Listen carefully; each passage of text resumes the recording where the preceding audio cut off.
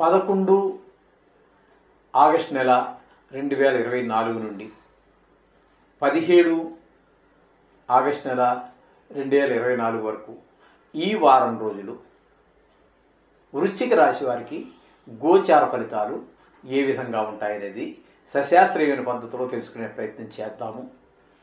ఇది కేవలం గోచారం మాత్రమే. ఇది పూర్తి జాతకము కాదు, కానేరదు. జాతకము రాయించుకోండి. దానికి ఈ ఫలితాలు అనుసంధానం చేసుకున్నట్టయితే మీకు ఖచ్చితమైనటువంటి రిజల్ట్స్ వచ్చే అవకాశం చాలా వరకు ఉంటుంది. నిష్ణాతులైనటువంటి వాడు చాలామంది ఉంటారు, వారి చేత రాయించుకోండి. లేదు మా చేత రాయించుకోవాలనుకుంటే కూడా మీరు మా దగ్గర కూడా వాట్సాప్ ద్వారా మీరు రాయించుకునే అవకాశం ఉన్నది. అలాగే శాంతి ప్రక్రియలన్నీ కూడా మా దగ్గర కూడా జరుగుతూ ఉంటాయి, రోజు జరుగుతూనే ఉంటాయి. అంచేత మీరు శాంతి ప్రక్రియలు కూడా ఎక్కడున్నా, ఏ ఊర్లో ఉన్నా, ఏ రాష్ట్రంలో ఉన్నా, ఏ దేశంలో ఉన్నా కూడా జరుగుతూ ఉంటాయి. అవి కూడా చేయించుకోవచ్చు. మీకు ప్రత్యక్ష ప్రచారం జరుగుతూనే ఉంటుంది. ఈ విధమైన సౌలభ్యాలన్నీ కూడా మా దగ్గర ఉన్నాయి. ఇకపోతే ఇక్కడ ఈ వృశ్చిక రాశి వారికి తృతీయంలో శని సంచారం జరుగుతున్నదండి. తృతీయంలో శని సంచారం అంటే మనం తృతీయంగా భావించాలి. నిజానికి కుంభరాశిలో ఉన్నప్పటికీ వక్రగతి చేత మనం తృతీయ భావాన్ని మనం తీసుకోవాలి. తృతీయ భావంలో శని సంచారము, పంచమ స్థానంలో రాహు యొక్క సంచారము, అట్లాగే సప్తమ స్థానంలో గురు యొక్క సంచారము, అలాగే ఏకాదశ స్థానంలో కేతు యొక్క సంచారము జరుగుతున్నది. అలాగే రవి యొక్క సంచారం కూడా మనకి ఇక్కడ 9వ స్థానంలో 6 రోజుల పాటు, భాగ్యస్థానంలో 9 రోజుల పాటు 6 రోజుల పాటు జరుగుతుంది.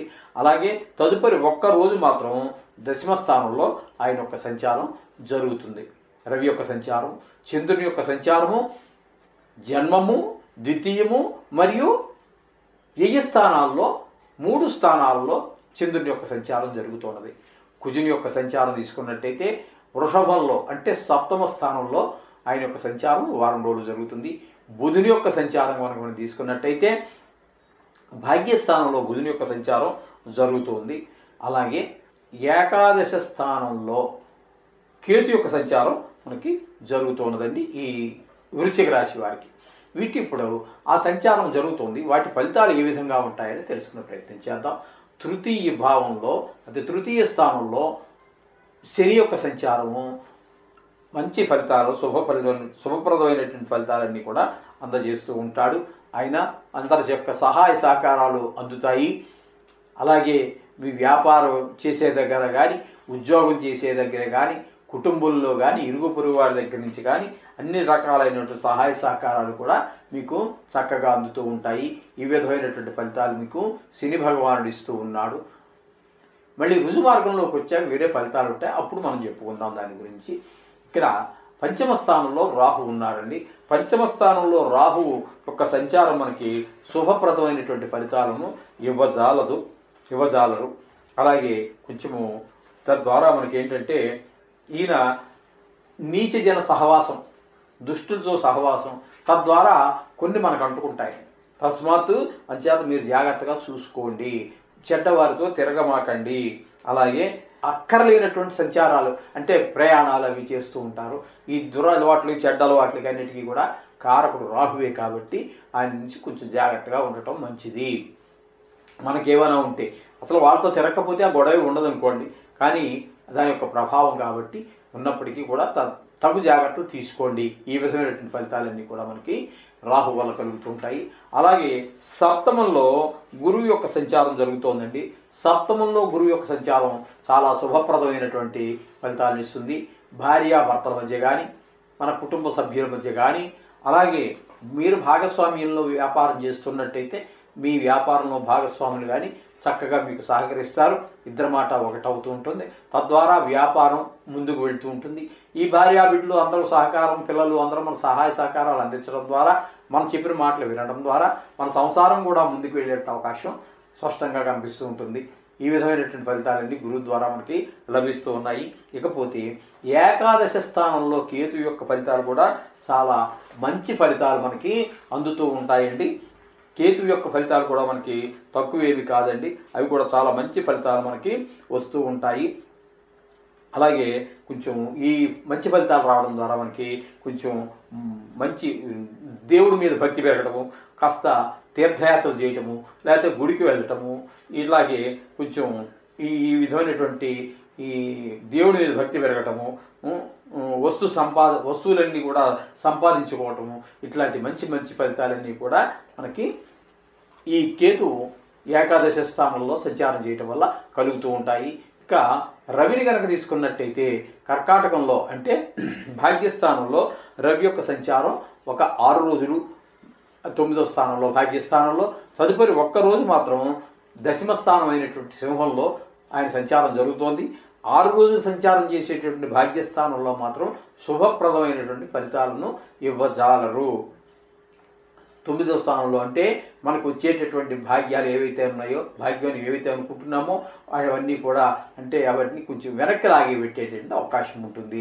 అలాగే కొంచెం ఆరోగ్య విషయాల్లో కూడా అనారోగ్యాలు కూడా పొడచూపేట అవకాశం ఉన్నది. ఒక్కరోజు మాత్రం కొంచెం అనుకూలమైన ఫలితాలు ఆఖరి రోజున ఉండే అవకాశం ఉంటుందండి. ఓకే, ఇకపోతే చంద్రుని కనుక మనం తీసుకున్నట్టయితే ఇక్కడ జన్మరాశిలో 2 రోజులు, ద్వితీయ స్థానం అయినటువంటి ధనురాశిలో 2 రోజులు, వ్యయస్థానం అయినటువంటి తులలో ఒక 3 రోజులు, ఈ విధంగా 3 రోజుల్లో ఆయన యొక్క సంచారం జరుగుతూ ఉన్నదండి. ఇక్కడ మనకి జన్మంలో 1 రోజు మనకి ఈ యోగకారకమైనటువంటి ఫలితాలు ఇస్తూ ఉంటుంది. ఇకపోతే 12వ స్థానం అయినటువంటి తులలో సంచారం కూడా మనకి ఏమీ బాగుండదండి. ఇక్కడ మనకి ఏం చెప్పొచ్చేది ఏంటంటే మనకి ఈ వృశ్చిక రాశిలో సంచారం చేసేటటువంటి 2 రోజులు మాత్రం చంద్రుడు మనకి శుభప్రదమైనటువంటి ఫలితాలు ఇస్తాడు. మనసు నిమ్మలుగా ఉంటుంది, మీరు చేసే పనిలో ఏకాగ్రత కుదురుతుంది. తద్వారా ఆ ఫలితాలు కూడా ఏకాగ్రతతో చేసిన పని ఏదైనా కూడా మనకి చక్కటి ఫలితాలు ఇస్తూ ఉంటుంది. ఈ విధమైన ఫలితాలు చంద్రుడి ద్వారా లభిస్తూ ఉన్నాయి. ఇకపోతే కుజుడిని కనుక మనం తీసుకున్నట్టయితే 7వ స్థానంలో కుజుడి యొక్క సంచారం కూడా మనకి అనుకూలమైన ఫలితాలు ఇవ్వదు.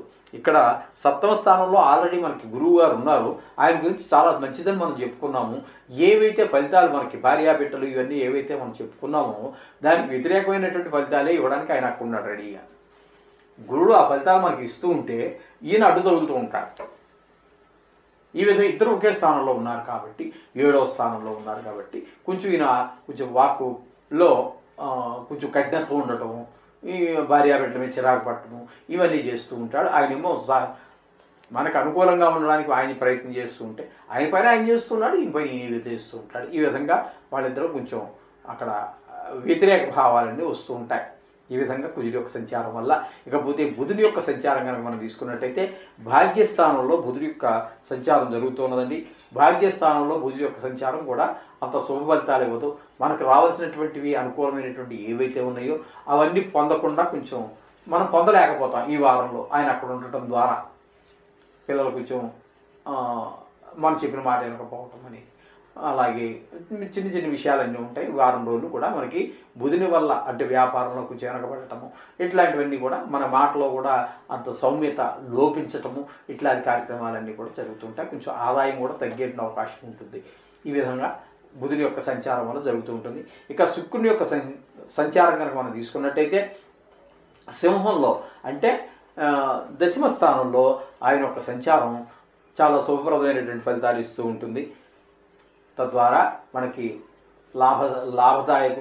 వృత్తుల్లో వ్యాపారాల్లో వాటిలో లాభాలు వచ్చే అవకాశం ఉంటుంది 10వ స్థానం కాబట్టి.